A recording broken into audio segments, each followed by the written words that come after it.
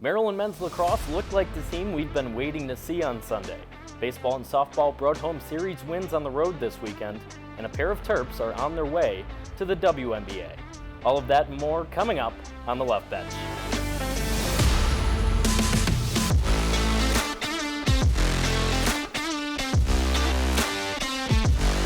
There's a space for everybody.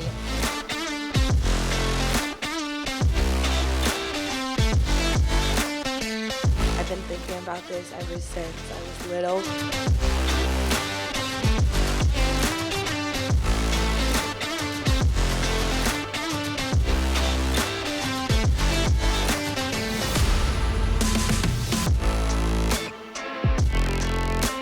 Well, thanks so much for joining us here on the Left Bench, presented by Terrapin Sports Central. Kevin McNulty, joined alongside by Bruno and Keara. Maryland men's lax has had plenty of highs and plenty of lows so far this season. Yeah, that's right, but I don't think I've seen this team play better all year than they did Sunday night in Jersey. Yeah, they put on a real show against the 10th ranked team in the country. Maryland had 9 days off after a Friday night showdown with Ohio State on April 7th, and the whole roster looked refreshed, top to bottom, Sunday night at Rutgers. The first quarter was all Terps. Big Ten Freshman of the Week, Braden Urksa behind the net, and he finds Ryan Siracusa, who gives Maryland the 1-0 lead. Nice dish there. Then Urksa behind the net again, and Jack Korus turns on the Jets for a quick stick goal.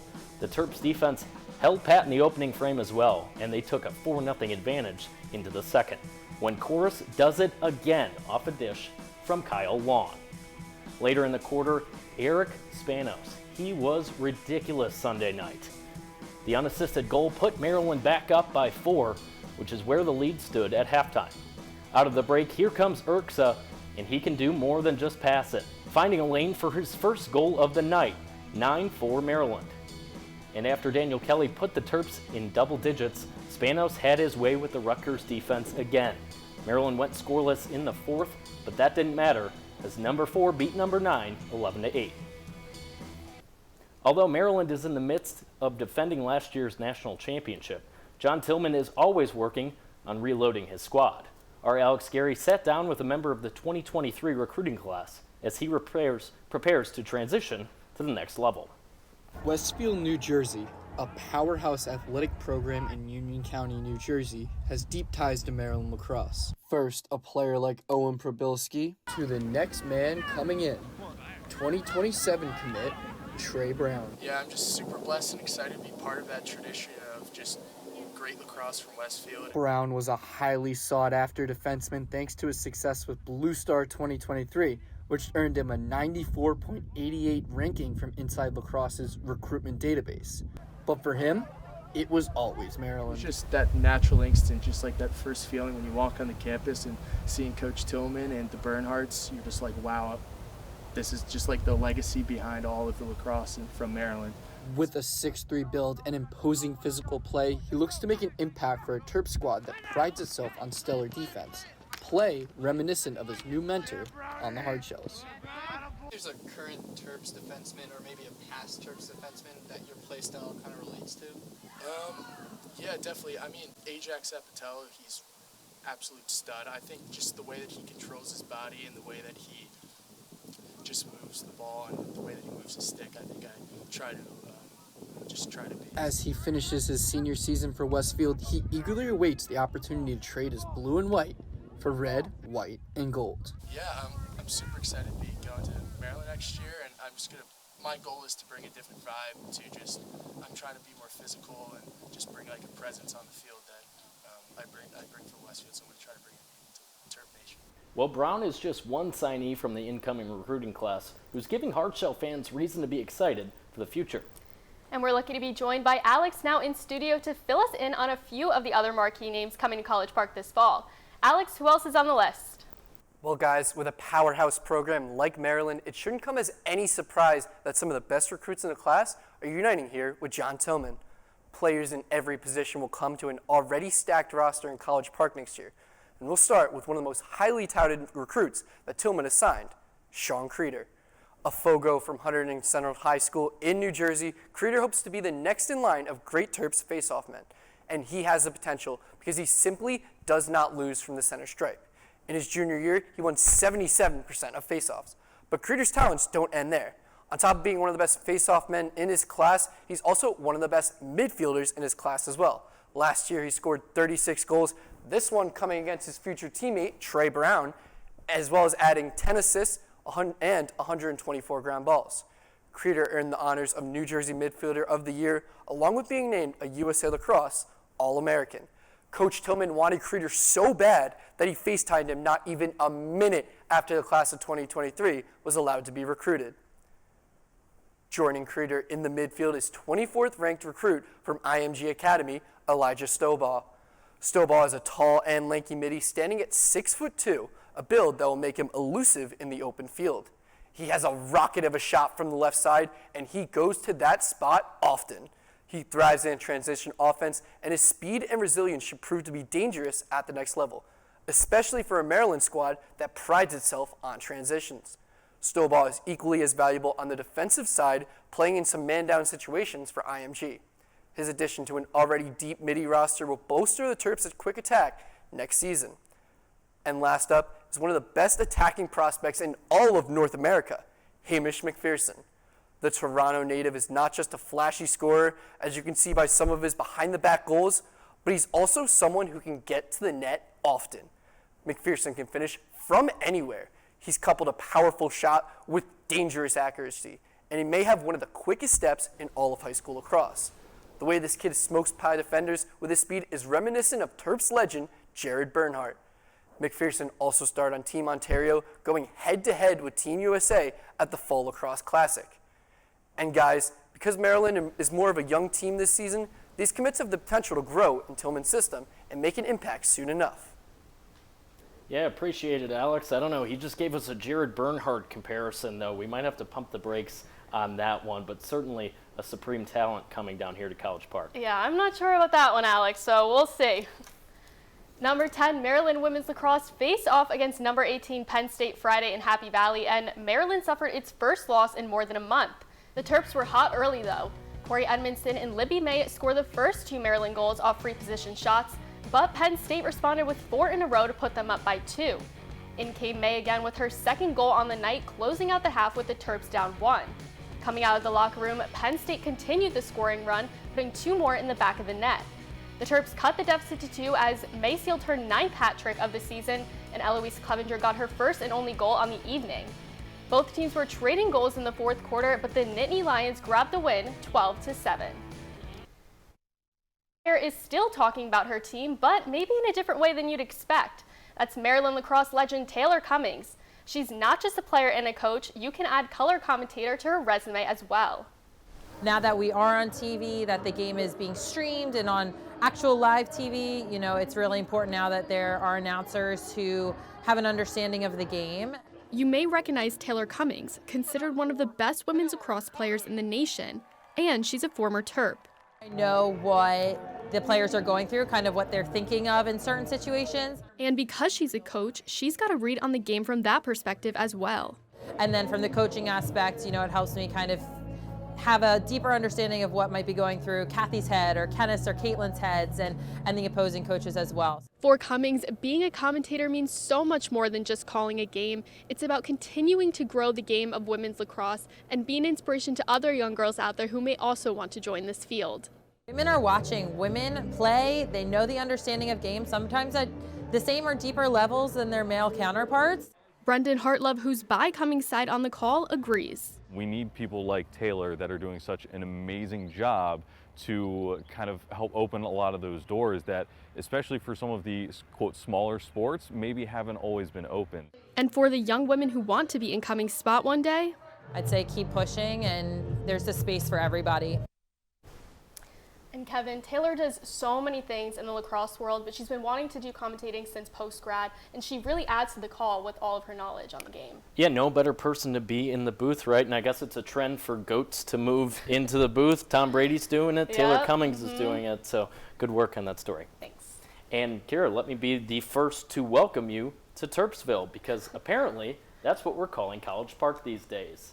The athletic department announced Monday that Maryland football will wear the throwback script Terps uniforms for every single game in 2023. Everyone's favorite unis were first introduced in 1982 and were worn exclusively during that decade. The iconic logo returned during the 2000s under head coach Ralph Friedgen, and the Terps have worn them at least once a year since Mike Loxley took over in 2019.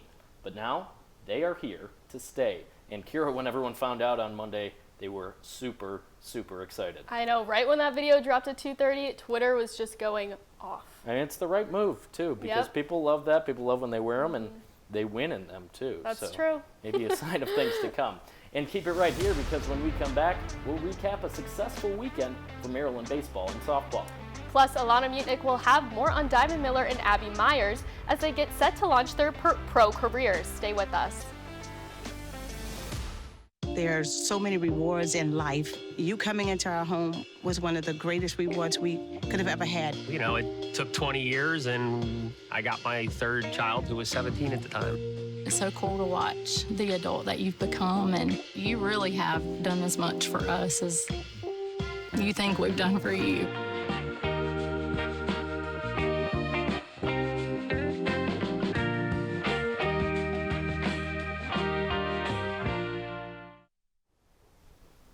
Welcome back to the Left Bench, brought to you by Terrapin Sports Central. Keara Bruno here with Kevin McNulty. And Kevin, the Maryland baseball team looked like they had a fun time in Columbus, I'd say, this weekend. Yeah, probably up until Sunday, but the Terps still walked away with the series win, their third straight in conference play. Maryland hit the road after another disappointing midweek loss to Georgetown last Tuesday, but Friday and Saturday were quite the opposite of disappointing for Rob Vaughn's squad. First inning on Friday, and Luke Schliger goes oppo for a leadoff bomb. He was behind the plate for Jason Savakul, who was masterful on the bump, striking out 7 and giving up just 1 run in 6 innings of work. Maryland up 3-1 in the 5th when Zach Martin got a little crafty, laying down the safety squeeze to extend the lead to 3. But the Buckeyes would hang around until Matt Shaw did what Matt Shaw does. First pitch swinging and gone opposite field. Terps win 7-5 on Friday. Over to Saturday when Nick Dean picked up where Savvy left off. Number 42 pitching on Jackie Robinson Day. How perfect. The senior went 5 1/3, allowing just 1 run. Still scoreless in the 5th, but Martin. See you later. Man, is he making a name for himself in that lineup.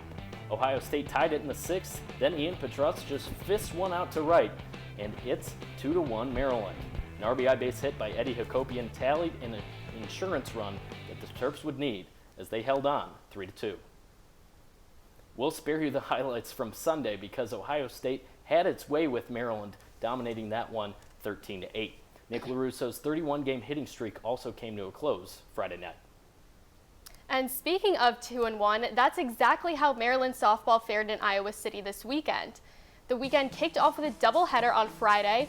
In Game 1, a couple key offensive plays helped the Terps take a 5-2 victory over the Hawkeyes. The second game was all about Courtney Weich. Weich pitched a complete game, only allowing 2 hits and helping Maryland sweep the doubleheader.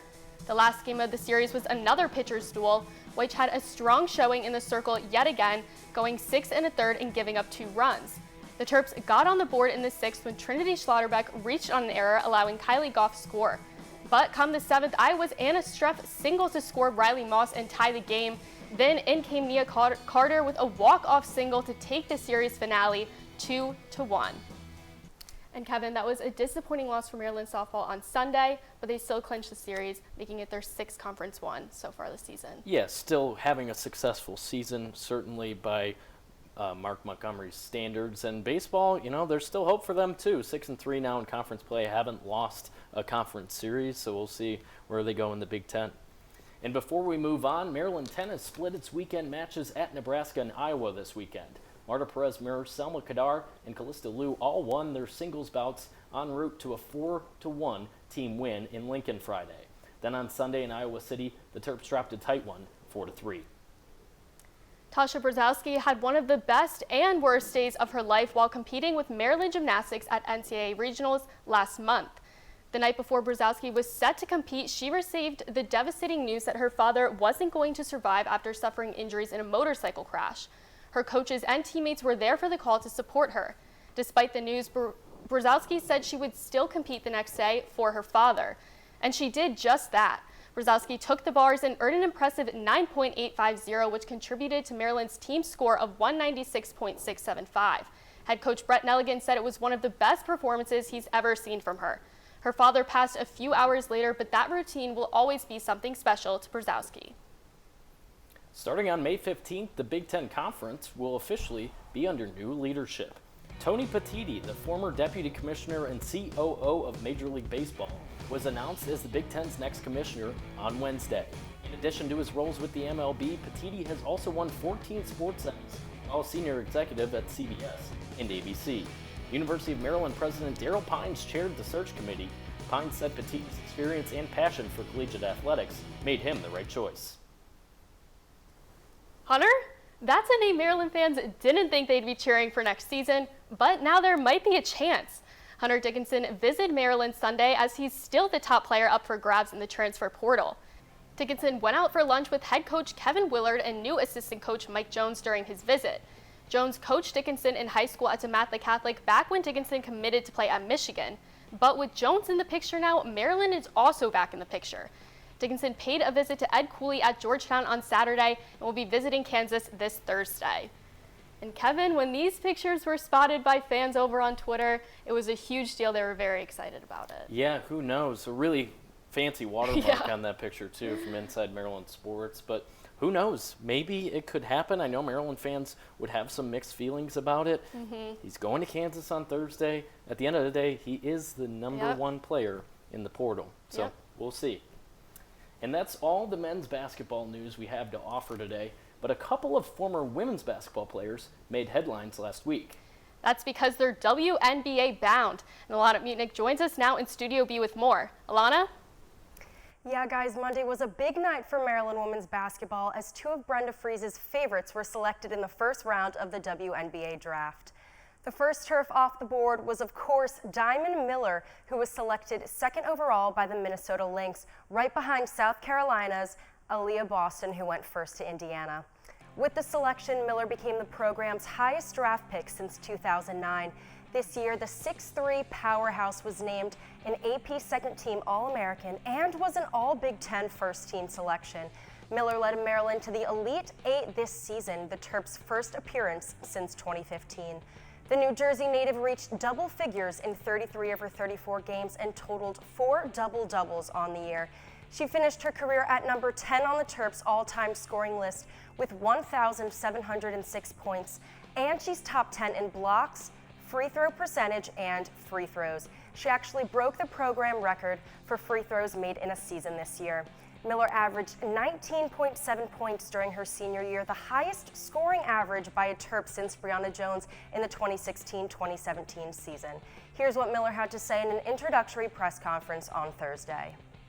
It's definitely, like I said, a surreal moment. I've been thinking about this ever since I was little, and it became more realistic when I got to college, and I was like, I think I could compete with these girls, you know?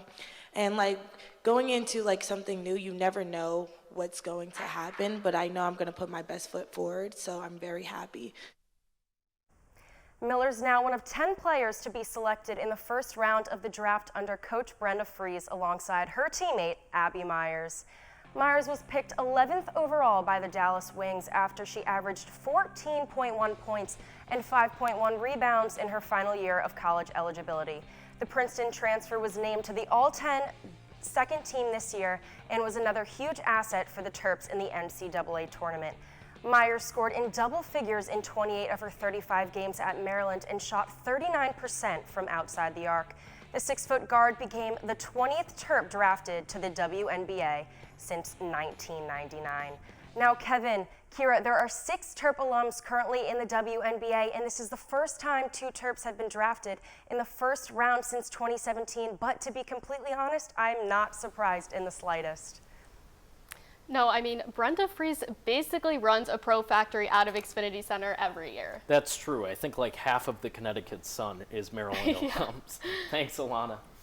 And stay with us because when we come back, Ricky Podgorski will be here and we'll predict a few overs and unders for the rest of the spring sports season. Then, of course, we'll crown our Terp of the Week, Pro Terp, and Top 5 plays. Don't go anywhere.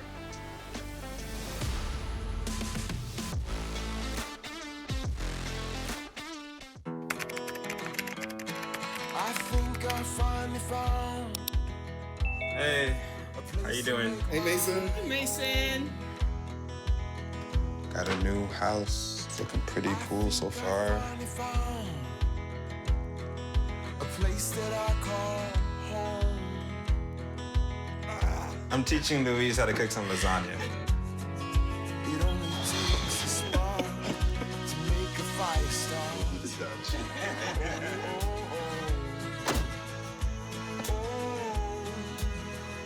Thank you. Study, please.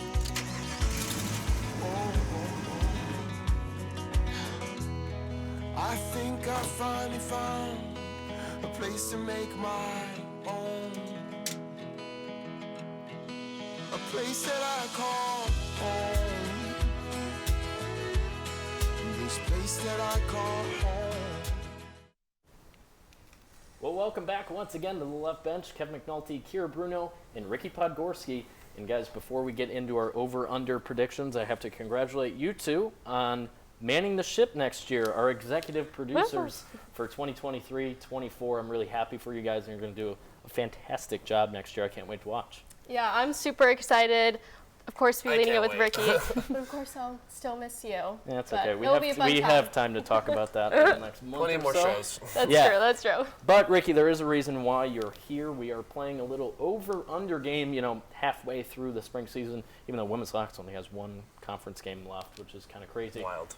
Yeah. We're gonna pick some over/unders for each of the spring sports, both lacrosses, baseball, and softball. And you have prepared them for us. So, Ricky, go ahead and take it away. So I made a couple lines, and we're going to start off with baseball. Over or under 34.5 wins for Maryland baseball. Right now, they're 21-14 and have 21 games remaining. They would need 14 wins for the over. The line is 34.5. Over or under for the wins? Okay, I'll take What are our this odds one. on this? I have no idea. Well, I'll take this one first. At first, I was thinking over, but right before we came on here, I decided to put it under, maybe close to that point. But I don't know, they're just not entirely looking like the same team that we saw last year that went 48-14. So I'm going to go under for this one. I'm going to give them the benefit of the doubt because the Big Ten is pretty bad. If we're being honest, Yeah, that's Iowa true. and Rutgers are the two other teams at the top of the league. They already played them. They went 4-2 against them. So I think the rest of the way, maybe the Dirty Terps start to heat up down the stretch, and then you have games in the Big Ten tournament, and you still expect them to move on to the postseason after the Big Ten tournament concludes. So I'm going over cautiously. I'm on board with Kevin here. Very, very, very key point there, outnumbered. cautiously. I'm on board with Kevin, though. I think they'll heat up at the right time, especially at the end of the year. All right, let's move over to softball now. Okay. Let's look at Trinity Schlotterbeck. Right now, she has 68 strikeouts. There's 12 games left. She averages about 3.5 strikeouts a game. She would need 17 strikeouts to hit an over of 84.5 strikeouts. Will she make over 84.5 strikeouts or under? Okay, I'm feeling very strongly about this one. I think she's going to go over. I think she's played a really, really strong season this year, especially with her perfect game back in February. So I have faith in her. I'm going to go over. Yeah, I mean, the perfect game is really her season in a nutshell. She's been fantastic. I'm still going to say under because Courtney White has been pitching a lot of innings. That's a good I point. think she was over 13 innings in the weekend series against Iowa. So I just don't know if Schlotterbeck's going to have the opportunities, even though she's had a fantastic season. I'm going under. I am also on board with Kevin again. I was also going to go under. I'm different It's just, today. I don't know if there's going to be enough I'm games, different. enough opportunities for Schlotterbeck to get it done. But let's move over now to lacrosse. We'll start with women's lacrosse. Libby May has been playing fantastic recently. 44.5 goals, over under for the rest of the regular season. She's currently at 43 goals, and there's only one game left. So she would need at least 1 to 2 more goals to get over that point. 44.5 is the line. She's at 43 right now. 1 game left. What do you think? Okay, even with the 1 game left, I think she can get it done. I know Northwestern is a great team, but I think she can get over for that one. 9 hat tricks already, so I don't know. I have faith in her too. I just And think they're getting it done. she doesn't even need a hat trick based on Right, Ricky's exactly. line. So just 2 goals will be good enough. Of course, like you said, Northwestern's really good. They played pretty bad at Penn State Friday night, and May had a hat trick. So I'm going over as well. I think it's a three-way sweep for this one. I'm going to go over as well. I think she could easily get a hat trick in this one. Maryland women's lacrosse is one of their best players this season, and I think she'll get it done. All right, last one. Let's look at Maryland men's lacrosse. National champions last year. Over 0.5 national championships this year. Will they win the title or not? I like this one, first of all. It's fun. Okay, go ahead. You can go first then. I'm going to go under. It kind of pains me to say that I don't trust them to get it done, to repeat. Now, last year felt like they were repeating to me. After that heartbreaking loss to Virginia in 2021, they had all the same guys back, so it was like, okay, just take care of business and do it again. This year, a lot of new faces. They're still a really, really solid team. Would not be surprised if they're playing on Memorial Day weekend. Getting it done again, I don't see it happening. Yeah, I'm going to have to go under as well. I mean, they're just not the same team as they were last year, with some new faces and new people on the roster, losing a lot of those key starters. But we'll just have to see. I don't know, but I don't think they're going to get it done either. Still have some really great wins this year, Right. too, which Absolutely. is why it's a really tough call. They beat Virginia at Virginia Right. when they were the number one team in the country. So, I mean, it's kind of a toss-up. Ricky, what do you got? I'm going to be the odd man out here. I'm going to go over. I think they will repeat. This is a championship-level program. I think Tillman will whip them into shape come the end of the year. It's almost that time of year. I think Maryland men's lacrosse is ready. I think they'll repeat. I got the over. All right, we'll at see, one Ricky. national championship Okay. this year. Okay, we got parity on all of your over-under lines except for one. We all think Yes. Libby May is going get to done. Yep. score 2 goals against Northwestern this weekend. Ricky, that was a whole lot of fun. Thanks again Yeah, for thanks, coming Ricky. on. Guys. And again, cannot wait to watch what you guys do together, co-manning the ship. I'm really excited to watch. I can't wait Yep. to get started with Keara next year. It's going to be Very awesome. excited. And for our Terp of the Week, maybe you could have predicted it. He absolutely balled out on the bump on Saturday, so that's why we just had to go with Nick Dean. Dean pitched for 5 1/3 innings, striking out 5 and only allowing 1 run. He got himself and the Terps out of multiple jams, including one with bases loaded and no outs. Dean induced an infield fly for the first out, then struck out 2 more Buckeyes to uphold the shutout. Congrats to Nick on being crowned our Terp of the Week.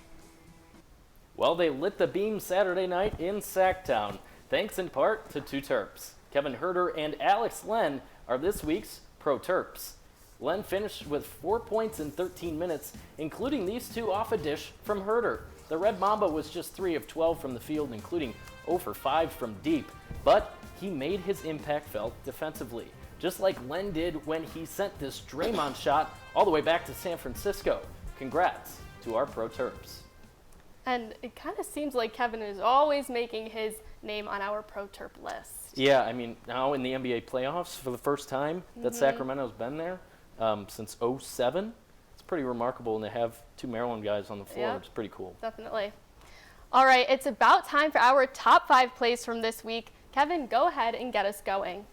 All right, let's do it. We're going to start in Columbus. Matt Shaw extending Maryland's lead on Friday. That made it 7-3. They would go on to win 7-5. The Oppo power from Shaw. And at number 4, we have Jack Corris for Maryland men's lacrosse against Rutgers with the quick stick goal. I mean, he moves so fast you can't even see him.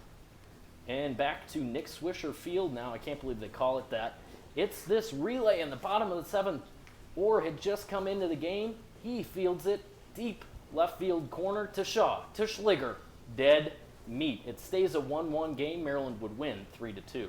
And in at number 2, we have Taylor Ligori with the over-the-shoulder catch. I mean, she runs all the way out there and she just completely snags the ball. What a play from Taylor there. Men's lax again. It's Eric Spanos with the spin, the dive, and the score.